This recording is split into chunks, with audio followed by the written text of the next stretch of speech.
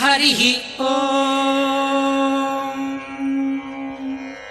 शुक्लाम्बरधरम् विष्णुम् शशिवर्णम् चतुर्भुजम् प्रसन्नवदनम् ध्यायेत् सर्वविघ्नोपशान्तये। शुक्लाम्बरधरम् विष्णुम् शशिवर्णम् चतुर्भुजम् प्रसन्नवदनम् ध्यायेत् सर्वविघ्नोपशान्तये। यस्य द्विरदवक्त्राद्याः पारिषद्याः परश्यतम् विघ्नम् निघ्नन्ति सततम् विश्वक्सेनम् तमाश्रये।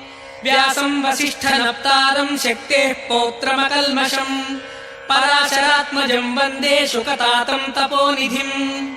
व्यासाय विष्णुरूपाय व्यासरूपाय विष्णवे नमो वै ब्रह्मनिधये वासिष्ठाय नमो नमः।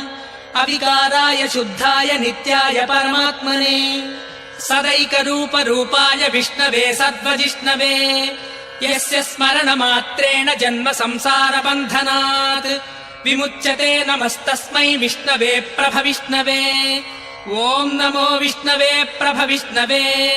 श्रीवैशम्पायन उवाच श्रुत्वा धर्मानशेषेण पावनानि च सद्वचः युधिष्ठिरः शान्तनवम् पुनरेवाभ्यभाषत।